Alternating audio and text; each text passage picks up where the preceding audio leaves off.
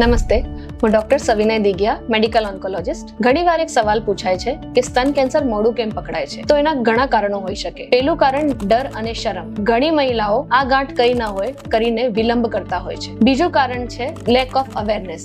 એટલે ઘણી મહિલાઓને સ્તન કેન્સરના લક્ષણો વિશે ખબર જ નથી હોતી, જેમ કે ગાંઠનું મહેસૂસ થવું, ચામડી ઉપર ફેરફાર થવો અથવા નિપલમાંથી ડિસ્ચાર્જ નીકળવું. ત્રીજું મુખ્ય કારણ એ છે નિયમિત સ્ક્રીનિંગનો અભાવ. 40 વર્ષની ઉંમર પછી વર્ષે એક મેમોગ્રાફી કરાવવી જરૂરી છે, પણ એ વસ્તુ ઘણી મહિલાઓ ટાળે છે. અને ચોથું કારણ છે બ્રેસ્ટ કેન્સરની જે ગાંઠ છે એ પેનલેસ હોય છે, એટલે એમાં દુખાવો થતો નથી. દુખાવો ના થવાથી ઘણા લોકો એને ગંભીરતાથી લેતા નથી. પણ મારો સમાચાર એ છે કે જો સ્તન કેન્સર વહેલા સ્ટેજમાં પકડાય તો તેની સારવાર સફળતાપૂર્વક થઈ શકે છે. એટલે મારો સંદેશ છે બધી જ મહિલાઓને કે દર મહિને પોતાના બ્રેસ્ટનું સેલ્ફ એક્ઝામિનેશન કરવું. એમાં કોઈ બી ફેરફાર તમને નજરમાં આવે તો તરત ડોક્ટરની મુલાકાત લેવી અને નિયમિત સ્ક્રીનિંગ અવશ્ય કરાવો.